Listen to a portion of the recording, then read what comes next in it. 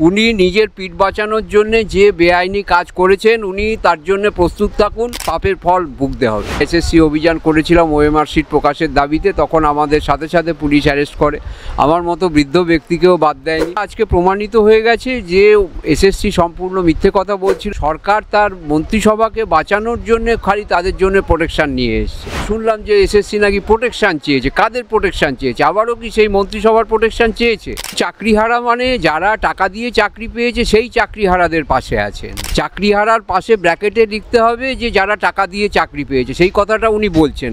তাদের নিয়ে 3 তারিখ মিছিলও করেছেন ওখানে। যারা নিজেদের যোগ্যতায় চাকরি পেয়েছে তারা বিতর্কিত। এ তো অদ্ভুত কথা, এসব মুখ্যমন্ত্রী শেখানো কথা, অশ্বত্থমা হত ইতি গজর মতো।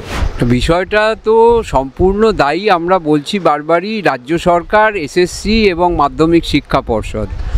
তারা যেভাবে কোর্ট হাইকোর্ট চেয়েছিল তাদের কাছে, যে ওএমআর শিট চেয়েছিল সেই ওএমআর শিট তারা দেয়নি এবং বলেছে যে এটা নাকি নষ্ট হয়ে গেছে। সেটা একটা সম্পূর্ণ বেআইনি কাজ যদি নষ্ট করে থাকে। আর দ্বিতীয়ত, টেকনিক্যালি দেখলে যে একবার ওএমআর শিট তৈরি হয়ে গেলে সেটাকে আর নষ্ট করা যায় না, এবং তার প্রমাণ হচ্ছে যে যারা আরটিআই করেছে তাদের সকলকেই এসএসসি পরে সেই তাদের ওএমআর শিট দেখিয়েছে এবং অনেকেরই সেটা তাদের নিজস্ব হেফাজতে রয়েছে। এখানে যারা অনশন করছেন তাদেরও সকলেরই ওএমআর শিট রয়েছে। সুতরাং এটা আজকে প্রমাণিত হয়ে গেছে যে এসএসসি সম্পূর্ণ মিথ্যে কথা বলছিল, এবং তারপরে আমাদের অনশনের চাপে, আন্দোলনের চাপে প্রথমে তারা আমাদের অ্যারেস্ট করে 25শে এপ্রিল, যখন আমরা এসএসসি অভিযান করেছিলাম ওএমআর শিট প্রকাশের দাবিতে, তখন আমাদের সাথে সাথে পুলিশ অ্যারেস্ট করে, আমার মতো বৃদ্ধ ব্যক্তিকেও বাদ দেয়নি। তার পরবর্তীকালে আমরা যখন অনশন শুরু করি এবং তারপরে আন্দোলন ইত্যাদির ফলে তারা বাধ্য হয় বলতে যে না, এটা আলাদা করা সম্ভব। কিন্তু সবথেকে নক্কারজনক ঘটনা যেটা ঘটেছে, গত সোমবারের মামলায় সরকার তার মন্ত্রিসভাকে বাঁচানোর জন্য খালি তাদের জন্য প্রোটেকশন নিয়ে এসছে। এই যে 18,000 যোগ্য প্রার্থী, তাদের জন্যে কোনো রকম স্টে সরকার চায়নি। এবার আজকেও সেই ব্যাপারটাই সুপ্রিম কোর্টে প্রায় সেরমই ঘটলো। আমরা দেখলাম যে মামলাটা 2টোর সময় শুরু হওয়ার কথা, সেটা মহামান্য বিচারপতি তারা বললেন যে তখন নাকি খুব ভিড় হয়ে গেছে কোর্টে, তাই শোনা যাবে না। ওটা একদম শেষ মুহূর্তে শোনা শুরু হলো 4:20 সময়। তো তার ফলে যা হয়, এত গুরুত্বপূর্ণ মামলা তো 10 মিনিটে শোনা সম্ভব নয়, এই জন্যে আগামীকাল সেটা হয়েছে। তো আমরা ভরসা রাখছি নিশ্চয়ই আগামীকাল সুপ্রিম কোর্টে আমরা শুনলাম যে এসএসসি নাকি প্রোটেকশান চেয়েছে। কাদের প্রোটেকশান চেয়েছে? আবারও কি সেই মন্ত্রিসভার প্রোটেকশান চেয়েছে?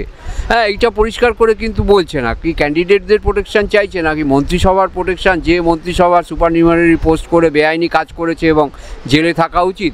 তো আশা করছি আগামীকাল সেটা পরিষ্কার হবে এবং আগামীকাল সুপ্রিম কোর্ট যারা যোগ্য প্রার্থী তাদের চাকরি যাতে রক্ষা পায়, তারা যাতে স্কুল বিদ্যালয়ে জয়েন করতে পারেন শিক্ষক এবং গ্রুপ সি গ্রুপ ডিরা, সেই রকম রায়ই সুপ্রিম কোর্ট দেবেন।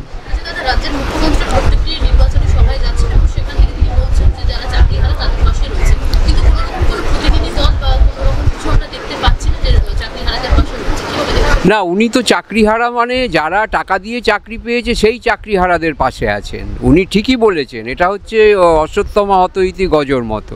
চাকরিহারার পাশে ব্র্যাকেটে লিখতে হবে যে যারা টাকা দিয়ে চাকরি পেয়েছে, সেই কথাটা উনি বলছেন না। আছেন তো সেই চাকরিহারাদের পাশে আছেন, তাদের নিয়ে 3 তারিখ মিছিলও করেছেন ওখানে। আমাদের যেখানে পুলিশ অ্যারেস্ট করছে সেখানেও তাদের পুলিশ অ্যারেস্ট করেনি, পুলিশ উদ্বাহু হয়ে নৃত্য করছিল, এতেই তো বোঝা যাচ্ছে। এবং এসএসসি বলেছে যে বিতর্কিত ক্যান্ডিডেট মানেটা কি? বিতর্কিত যারা নিজেদের যোগ্যতায় চাকরি পেয়েছে তারা বিতর্কিত? এ তো অদ্ভুত কথা, এসব মুখ্যমন্ত্রী শেখানো কথা। উনি নিজের পিঠ বাঁচানোর জন্যে যে বেআইনি কাজ করেছেন উনি তার জন্য প্রস্তুত থাকুন। রাজ্যের মানুষ, উনি একদিন না একদিন ওনাকে ঠিকই এর জবাব দেবে, ওনার পাপের ফল ভুগতে হবে।